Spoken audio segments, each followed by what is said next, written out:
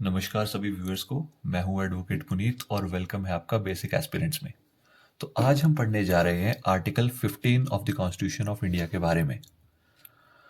Article 15 कहता है prohibition of discrimination against citizens.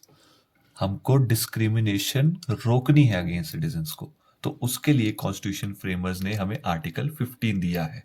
ठीक है। आर्टिकल 14 जो था वो एक जर्नल आर्टिकल था। ठीक है, वो सिर्फ बताता था कि इक्वालिटी होती क्या है और कहाँ पे हमें इक्वालिटी करनी चाहिए। आर्टिकल 15, 16, 17, 18 ये सब उसकी एप्लीकेशन है आगे, कहाँ कहाँ पे अप्लाई करना है हमने इक्वालिटी का प्रिंसिपल। ठीक है। Unlike article 14, 15 and 16 are only available to citizens. ठीक है। जो आर्टिकल 15 और 16 है ये सिर्फ citizens of India he claim कर सकते हैं। कोई फॉरेनर कब इसको अपना क्लेम नहीं कर सकता, कोई एलियन इसको क्लेम नहीं कर सकता। सिर्फ जो इंडिया का सिटीजन होगा सिर्फ वही आर्टिकल 15 और 16 दोनों को क्लेम कर सकता है। ठीक है। अब देखते हैं इसका क्लॉज 1 क्या कहता है। क्लॉज 1 कहता है state shall not discriminate against any citizen on ground only of religion, caste, sex, place of birth। अब यहाँ पे एक चीज नोट करने वाली है, जो ग्राउंड्स यहाँ पे मेंशन किए गए हैं ये एग्जॉस्टिव है। मतलब सिर्फ इन्हीं ग्राउंड्स के बेस पे स्टेट डिस्क्रिमिनेट नहीं कर सकती। इसके अलावा कोई ग्राउंड होगा तो स्टेट हाँ डिस्क्रिमिनेट कर सकती है। मैं आगे आपको समझाता हूँ कैसे करेगी। ठीक है। तो ये जो प्रोहिबिशन है ये it is against state and not private person. जो ऊपर आपने ग्राउंड्स पढ़े ये प्राइवेट पर्सन्स को इंक्लूड नहीं करते, सिर्फ स्टेट को इंक्लूड करते हैं। मतलब अगर स्टेट हमारे साथ डिस्क्रिमिनेट करेगी इन ग्राउंड्स के ऊपर, ठीक है, तो हम अपना फंडामेंटल राइट क्लेम कर सकते हैं। स्टेट हमारे साथ डिस्क्रिमिनेट नहीं कर सकती इन ग्राउंड्स में। ठीक है। फॉर एग्जाम्पल मान लो इलेक्शन हो रहे हैं, ठीक है, रिलीजन के बेस पर सेपरेट इलेक्टोरेट्स लिए जा रहे हैं रिलीजन के बेस पे, तो that goes against this clause. ठीक है। अब मैं आपको कुछ एग्जांपल देता हूं जो जिस बेस पे स्टेट डिस्क्रिमिनेट कर सकती है। ठीक है। जैसे मान लो रेजिडेंस के बेस पे कोई ऐसी रिक्वायरमेंट गवर्नमेंट ने रख दी है कि एडमिशंस उन्हीं बच्चों को दिया जाएगा जिनका रेजिडेंस किसी पर्टिकुलर जगह पे आता है। ठीक है। तो वो वॉयलेट नहीं करेगा 15 क्लॉज 1 को। और मान लीजिए किसी टेस्ट में एक रिक्वायरमेंट है कि आपको रीजनल लैंग्वेज का टेस्ट देना पड़ेगा। ठीक है। तो उस बेसिस पे भी स्टेट डिस्क्रिमिनेट कर सकती है। वो अलाउड होगा, वो वॉयलेट नहीं करेगा आर्टिकल 15 क्लॉज 1 को। ठीक है। अब पढ़ते हैं क्लॉज 2 क्या कहता है। क्लॉज 2 है no citizen shall on the ground only of religion, race, caste, sex, place of birth be subject to restrictions with regard to, ठीक है, shops, restaurants, hotels, use of wells, tanks, roads dedicated to general public. ठीक है। तो इस sub clause का मतलब ये है कि हमारे साथ डिस्क्रिमिनेशन नहीं हो सकती किन ग्राउंड्स पे, caste, sex, place of birth, religion, race. कहाँ पे? किसी एक्सेस टू शॉप में, हमको किसी भी शॉप में घुसने से नहीं रोक सकता कोई इन ग्राउंड्स के बेसिस पे। रेस्टोरेंट जाने से नहीं रोक सकता, होटल जाने से नहीं रोक सकता, किसी वेल को यूज करने से नहीं रोक सकता, रोड को यूज करने से नहीं रोक सकता जिसको जनरल पब्लिक के लिए बनाया गया है। ठीक है।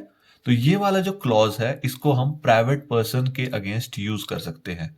अगर कोई भी पर्सन, मान लीजिए फॉर एग्जांपल मैं किसी पर्टिकुलर रिलीजन से बिलोंग करता हूं और मुझे रोक दिया जाता है किसी रेस्टोरेंट में जाने से या किसी होटल में जाने से या कोई रोड यूज करने से, तो that will be a violation of article 15 clause 2 and I can claim my fundamental right against that person only. यहाँ पे स्टेट का रोल नहीं है, यहाँ पे प्राइवेट पर्सन का रोल है। जो 15 क्लॉज 1 था वहां पे स्टेट का रोल था, वहां पे मैं अगेंस्ट स्टेट क्लेम कर सकता था, यहाँ पे मैं अगेंस्ट प्राइवेट पर्सन क्लेम कर सकता हूँ। तो ये जो 15 क्लॉज 2 है it is relevant in the context of untouchability. हमारे देश में आपको पता है काफी पहले अनटचेबिलिटी का भी कंसेप्ट था, तो अनटचेबिलिटी कंसेप्ट को देखते आर्टिकल 15 क्लॉज 2 रेलेवेंट है। ओके। तो अब हम पढ़ रहे हैं एक्सेप्शंस क्या क्या है 15 की। आर्टिकल 15 में क्या क्या एक्सेप्शंस दे रखी है जहां पर स्टेट हमारे साथ डिस्क्रिमिनेशन कर सकती है और वो अलाउड होगा। हम अपना फंडामेंटल राइट टू इक्वालिटी वहां पे क्लेम नहीं कर पाएंगे। ठीक है। तो उसमें क्लॉज 3 से स्टार्ट होती है एक्सेप्शंस। क्लॉज 3 कहता है nothing in this article shall prevent state from making any special provisions for women and children. जहां पे महिलाओं और बच्चों की बात आएगी वहां पे state is allowed to discriminate. State वहाँ पे अपने हिसाब से उनको प्रिविलेज प्रोवाइड कर सकता है, वहाँ पे डिस्क्रिमिनेशन कर सकता है सिर्फ महिलाओं और बच्चों के लिए। जैसे कई केसेस में आपने सुना होगा कि महिलाओं को रिजर्वेशन दी जाती है, मैटरनिटी बेनिफिट्स दिए जाते हैं, which is far above than their male counterparts. ठीक है, मेल को नहीं मिलते वो सब मैटरनिटी बेनिफिट्स या और रिजर्वेशन नहीं प्रोवाइड की जाती, लेकिन महिलाओं को दी जाती है। तो यहाँ पे स्टेट के पास पावर है क्लॉज 15 क्लॉज 3 में कि वो डिस्क्रिमिनेट कर सकते हैं, वो स्पेशल प्रोविजन बना सकते हैं महिलाओं के लिए और बच्चों के लिए। फिर क्लॉज 4, ये भी एक्सेप्शन है article 15 to right to equality की। क्या कहती है? State can make special provision for advancement of socially and educationally backward classes of citizens और फॉर SCs STs।